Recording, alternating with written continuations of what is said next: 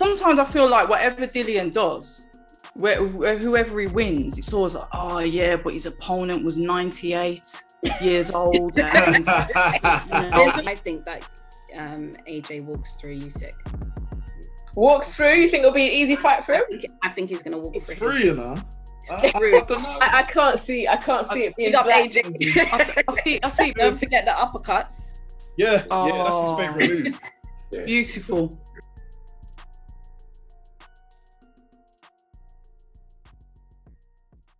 Hey guys, it's Katie and Sham back again with another episode, and today we've got some guests with us. So I'm going to start along the top. We've got Sam from Raps on TV.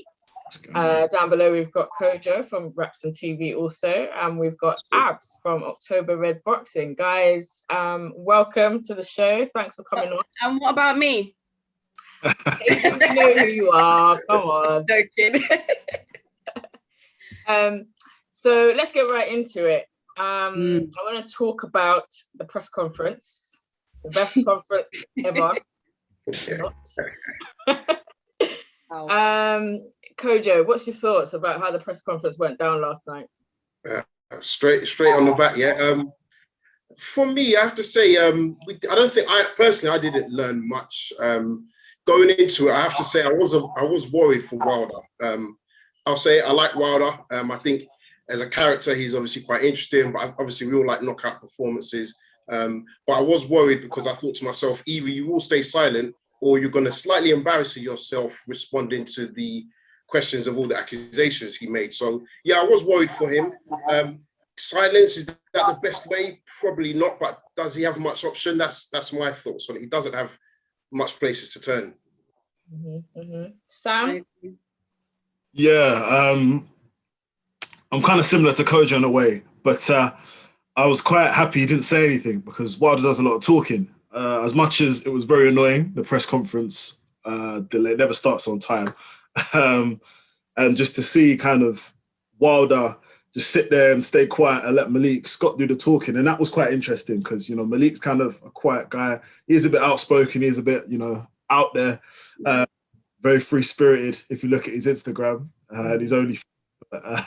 him and Tyson Fury were going back and forth, and that was quite interesting with the whole mind games. But I felt the only part I felt where Fury slipped up was when he started saying because Malik Scott hasn't gotten to the heights of someone like a Tyson Fury that he's not a good trainer. And I'm thinking, well, you drew with Ben Davison. You had Ben Davison as a coach. You know what I'm saying? Like, no disrespect to Ben Davison, but he's never been no world beater that we've heard about. You know, he's just kind of this.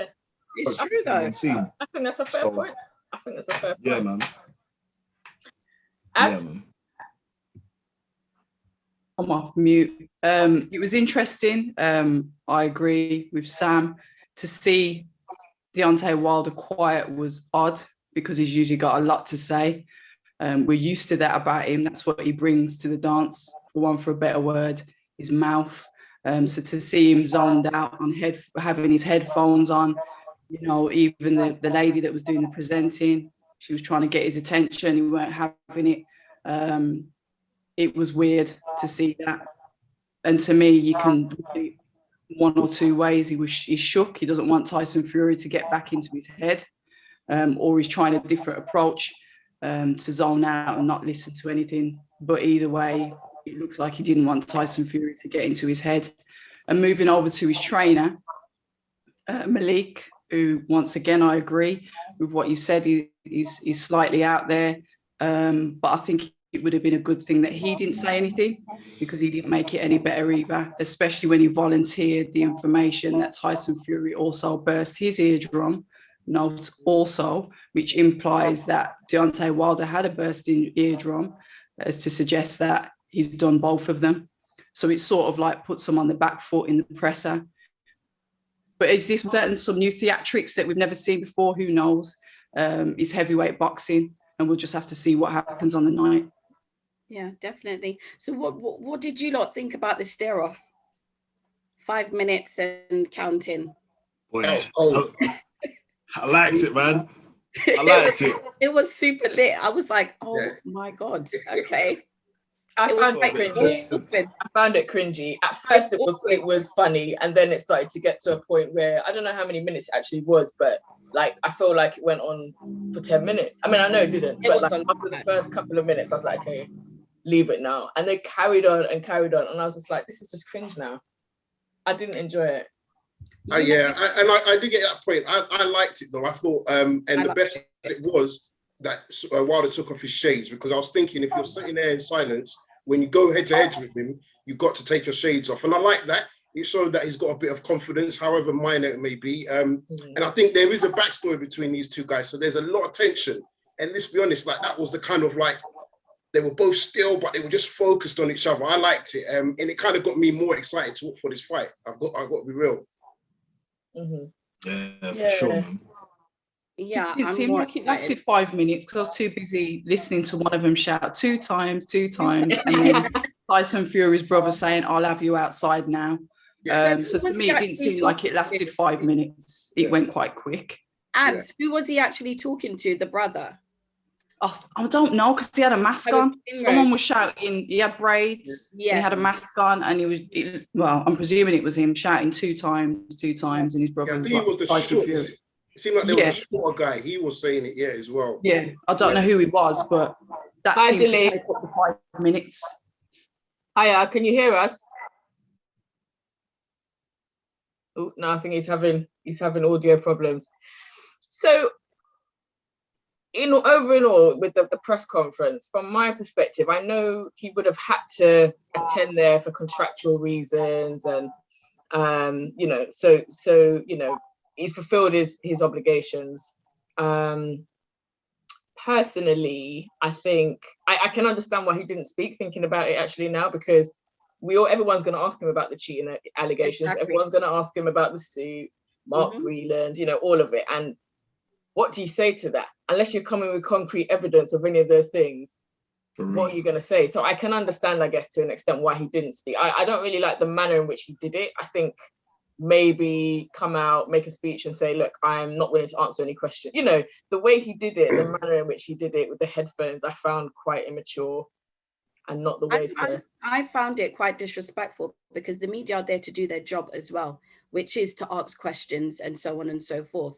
And for you to just literally say nothing, it's rude. And then you do the stare off and then you walk off. Okay, and then what happens next? And a lot of those media people would have paid, to get there and be there and be present, and they didn't get there. Yeah. No, that is true. That's a good point. I didn't think of that. That's a very valid point, especially as we're in the game as well, kind of getting interviews and trying to speak to people. Exactly. Could you imagine if you paid? I can appreciate fly that. over there, that happens. I want to do a quick roundtable prediction on this fight now. So, Katie, you go first. What's going to happen? I'm Fury knockout round 6. It's very specific. Very specific into existence. Sam? I'm going for Wilder knockout round 9 to 11. Abs? I don't know. Can I go last? I need to think about it, because to me, this is like you got there's still a 50-50 chance with this. Of course. Theoretically, Fury's got his number because he's won twice already, and he's clearly got into his head. So it could be Fury. But what is Wilder playing at with these silent mind games and all this stuff? But I'm going to back the Brit because he's a Brit. So I'm going to back Fury to do it again. Kojo? For the third time. Yeah, I'm going to be real. I do want Wilder to win, but I think Fury will win. I think not when we talk about levels in boxing, I just think Fury is a kind of special. I think, he's got a persona which might rub people up the wrong way, but I think his skill set is still, he still has the advantages. He's got the height, he's got the power, he's got the IQ. I think for Wilder, if he can come back and make it a points loss, which is how I think Fury will win, I think Fury will win on points. I still think that's credible for Wilder. And maybe, he can still say, there was something he did in the second fight. But I just think Fury's got his number. I'd love to see Wilder win, though, but I think Fury's got his number and Fury wins. And boxing ability, has it even improved? Yeah, exactly. And that's one of the main topics as well. I was backing Fury for the first 2 fights, but I've got this sneaky suspicion that there could be a knockout by Wilder this time. I feel like from what I'm seeing of the two of them in the build-up, Wilder does look much more focused to me. He doesn't seem to be taking it as a joke. Fury seems less focused and not as tuned in. And I do wonder if he's going to get complacent in that ring and get caught, if I'm being honest. So you never know. We know that Fury is technically superior to Wilder in the ring, but personally, I think we could see something different this time. Take that one punch. I still want Wilder versus Joshua. I'm not gonna lie. I still think that's a huge fight. I think it's just. That's why I'm for it, man. Yeah. That's why I'm for it. So, See, either way, still win. yeah. See, I'd like to see Wilder versus White. That would be nice. Yeah, but it's not Because done the this presser, the old Wilder, that would have been an interesting lead up. Yeah, no, I completely agree. That would be interesting, but I just think Dylan White is good and he's up there, but I just think again that's levels. There's levels, like, and I feel Wilder would just stop Dylan in emphatic fashion. Like, I think 2 rounds with Wilder, and I think Wilder's gonna stop him like badly. Badly. The problem with that fight would be that they're both kind of scrappers. Do you know what I mean? The both of them. Dillian has moved on a lot from those days, but I still see it now and again with him. And that last Povetkin fight, I saw it again. He won, luckily, but that there were moments where it was like watching the old Dillian. Just in there, especially in round 1. Yeah. Oh no, for sure. But do you know what? With that win, as much as I give it to Dylan for winning, but Povetkin didn't look all there in that fight, man. No, he didn't. He didn't look all right. I think they rushed him. Having had COVID as well. Right. Sometimes I feel like whatever Dillian does, whoever he wins, it's always like, oh yeah, but his opponent was 98 years old. And, he just had a hip replacement, and it's like every time, because remember, Dillian's running in everyone's shadows. Everyone that he's fighting now, he's fighting other people's cast-offs, isn't he? Yeah. So whoever he fight, he's not fighting any up and comings like that. If you're going to say the top echelons of heavyweight boxing, Dillian's running in their shadows and fighting everyone that they've fought because of where he is in boxing. Yeah. So I think no matter who he fights, he's always on the back foot, and he's always open to a lot of criticism. Yeah. I'm a big AJ fan. And I'm a big Dillian fan. I'm a big Brit heavyweight fan. But I just say what I see. And I think sometimes Dillian's given a bit of a hard time. Guys, can I ask, just on the Deontay Wilder thing, though, with the silence, do you think that's showing a weakness on Deontay Wilder's part? Personally, yes. I think it did. I think it's one of two things. It could be a weakness, right? Like, I think I've said this earlier, though. It's one of two things. It's either a weakness and, he can't handle getting into a back and forth with the press and with Fury at the moment, and that would sort of knock his game and his mindset. Or it's a very smart game that he's playing, and he's just saying, you know what, I'm just not going to entertain it. My mind is in this mode, and I'm just focused on the fight. I don't want to talk too much because I've done that before, and this is what I'm going to do this time. But Sham, look at the recent Sky Sports interview where he said did he call Dillian White a cockroach, scum between his toes, and like a slave. But this is different. This is different. This is what I'm saying. It's like this is him. He's got that mouth, but when he needed it, sat there with Fury, he was going into battle with. Exactly. Listen. Guys, sorry, go on, Katie, go. Wilder is a bully fighter, right? And he lost. His image is destroyed. Ego. It's destroyed. It's gone. Yeah, exactly that, Abs. So should he have said something? I think yes, he should have kept quiet.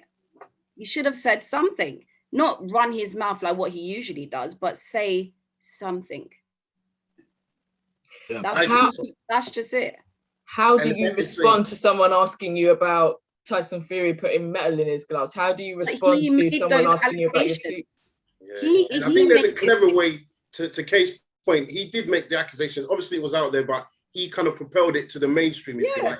And I still think, you know what? There's a smart way. Again, if you think about it, there's a smart way you can at least raise doubts in our minds about Fury. I think if we're being real, you know, there's been different accusations about Fury from the past, and I think he could have been clever with it.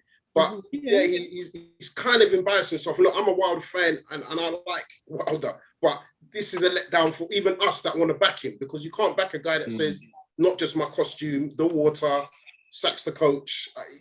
So many things. But this is the contrast. Listen. Lights on again. Run, Roach, run. Do you rate Dillian White? Is he a threat to you? He's the bottom of my feet. He's a scum between my toes. That's what I look at him. He's nothing but he's a mouse's dog, a peasant that don't have no backbone. Yeah. But when you're in a presser with Fury, yeah. Do you know what? And dancing to music. With Wilder, I just don't think he's the most. I don't think he's the most intelligent a guy outside the ring in terms of how he's able to talk and how he carries himself. I just don't think he's got the best advisors around him as well. I feel that he's got a bunch of yes men around him just saying you're the greatest. Definitely. So, and that's evident to tell. Before you carry on there, Jaleel, can you hear us? I don't know if you can hear us. Are you there? Nope. Oh, he's on mute. Okay. Oh yeah, I can hear you. Yeah, I can hear you. Jaleel. Thanks for how you doing? Thanks for the invite. Yeah. No problem. Welcome. Before we move on, we've kind of done a little way on the press conference last night. I just wondered, obviously, as the American on the panel, what you thought of the press conference last night. Yeah, it was interesting. I had words. Somebody already told me that Wilder wasn't going to say nothing.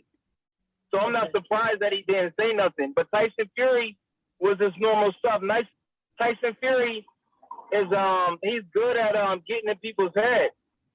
And Malik Scott don't know how to talk trash, because y'all heard when Malik Scott said they were sparring, and then he admitted it from the door that Tyson Fury broke his eardrum. I said Malik Scott need to chill. Like he sounded like he was intimidated by Tyson Fury.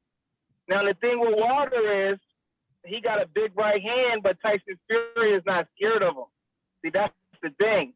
So I think it's good for Wilder, because believe it or not, when you speak a lot, it does carry on a lot of energy. But it's gonna be interesting, man, because Tyson Fury sounded a little overconfident, but I don't know.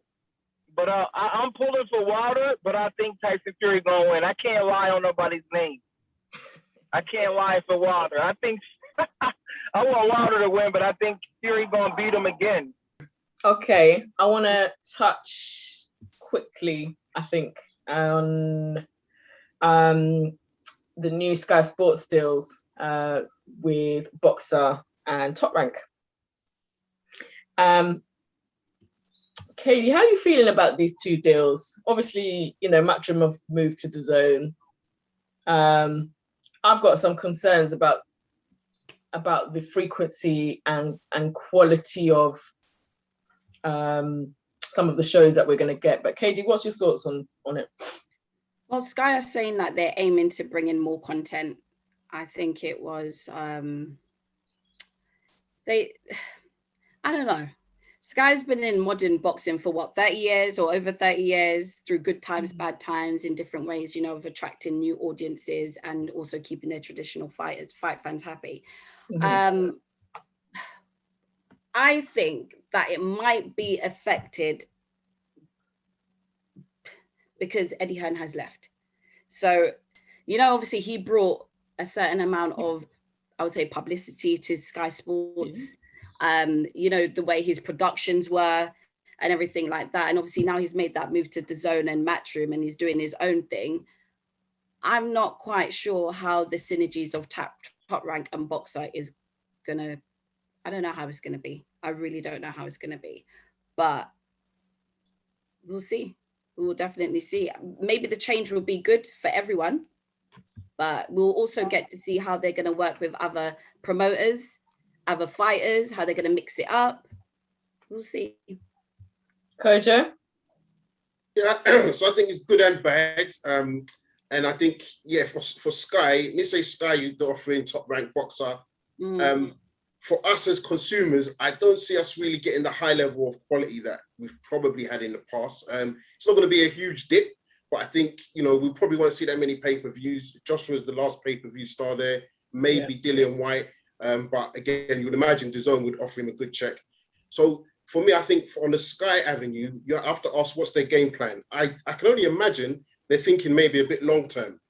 Boxer, for me, Boxer's the type of platform where guys like your Dillian Whites can come through. They're not amateur, they're not Olympic amateurs. They're kind of maybe guys that went the wrong way down the path, and now boxing saved them. So I think that's a good look overall. I think it's good for probably smaller promoters. So again, you know, if you're Eddie Hearn, you know everyone from Team GB, you're going to nick them, right? You've got DAZN as your bank. You've got the fame in terms of his popularity. So he's able to win a lot of those fighters. I think there's guys coming through. You know, we all know little amateur clubs where guys are good talent. So I think it's going to be good and bad. I think, you know, as for Matchroom as well. So like everyone says Matchroom, DAZN, I think Matchroom will miss Sky Sports News. Sky Sports News is a huge platform to get your fighters out there, for people to know what's going on within your stable. And I think DAZN is just DAZN, right? I don't really go onto DAZN if there's no fight. I don't just go on DAZN and say, oh, what's happening? Me neither. I don't. So whilst I've got nothing against it, I just think they will lose a bit of their power as well. So I think as fans, it's probably we win, but I think it's going to be good and bad for both Sky and Matchroom. All right, let's move on. I don't think there's a date set just yet for the AJ Usyk fight, although I think we're talking mid to late September. Yeah, supposedly, yeah. Abs, how do you see this one going? I see AJ winning because he's a more powerful boxer. He adapts every fight he has. He adapts to his opponent. He studies them well. He is a boxer. He gets better each time he gets into the ring. I'm not saying that because I'm a big fan of his. I like his style. My nickname for him when he started was the hybrid, because he's able to chameleonize to whoever he gets in the ring with. Obviously, he fell foul to Ruiz. Usyk has beautiful feet, but I have no doubt that AJ will be studying Usyk's feet, and he will do what Teofimo did to Lomachenko by beating him at his own game, by studying him. So I think he wins Usyk. And his power. AJ's got knockout power. He's a very powerful heavyweight. Usyk is a boxer.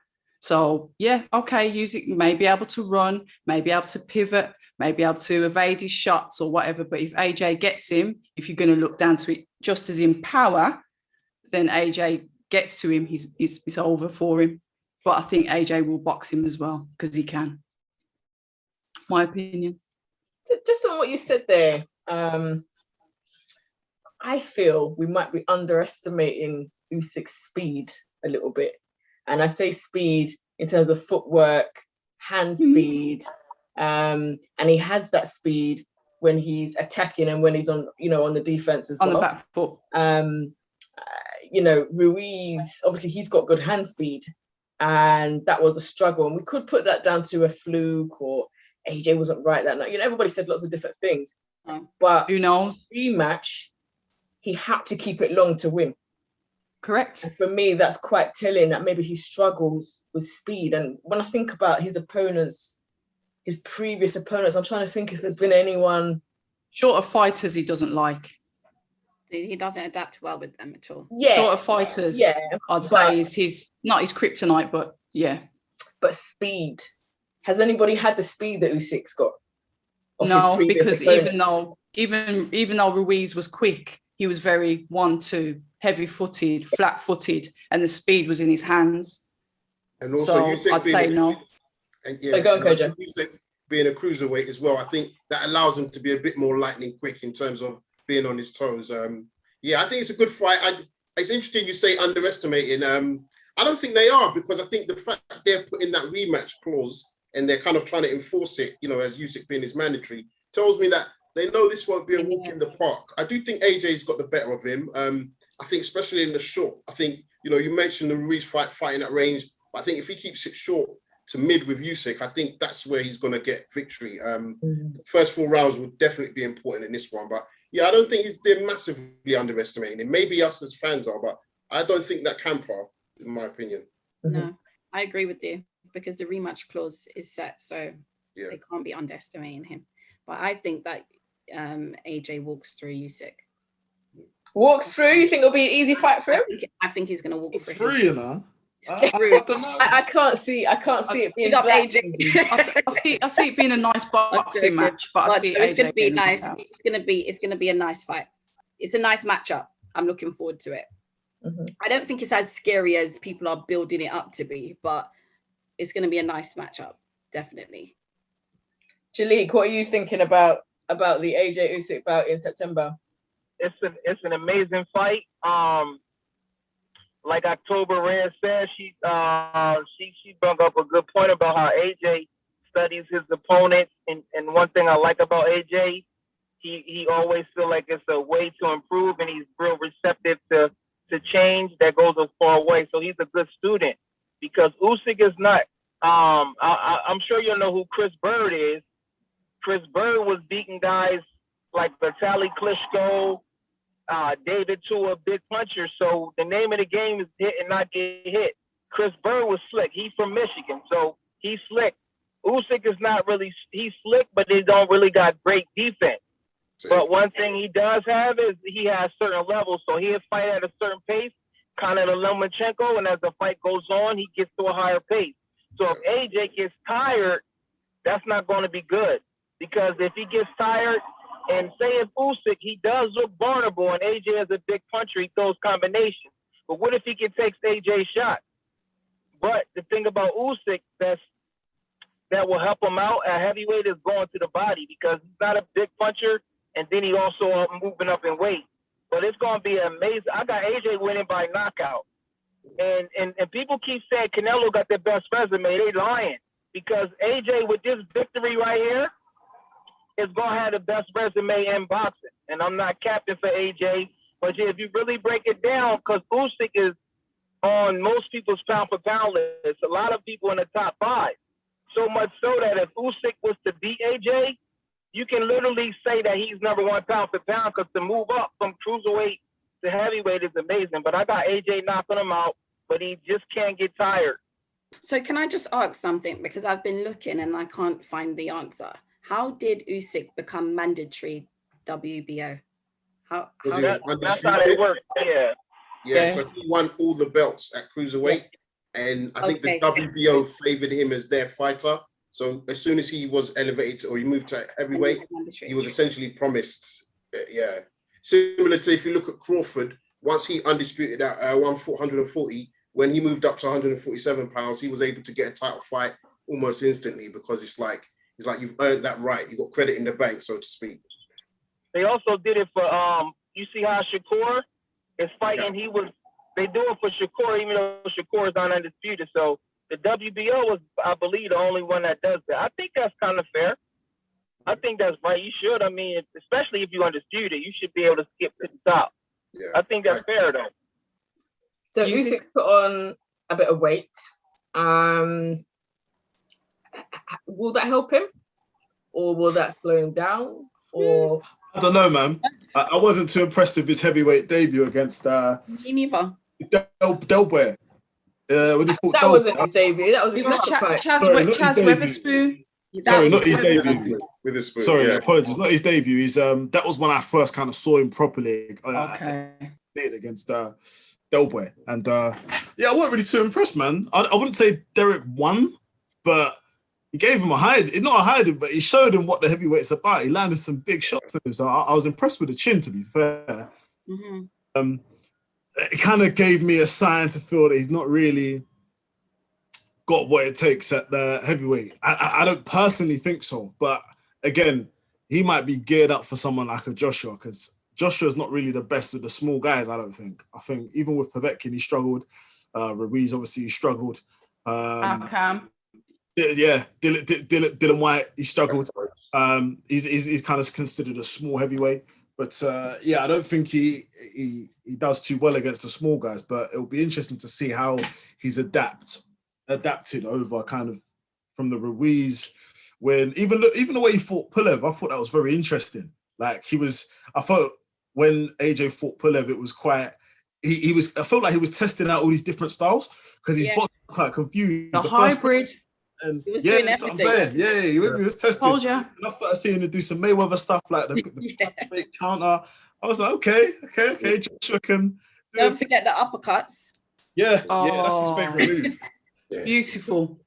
Yeah. You know, the thing with AJ that I saw in the last fight with Pulev is that he seemed to have work on his defensive skills, because to me, his biggest things were issues were his defensive skills and his stamina in the middle rounds, and he seemed to have worked on his defense.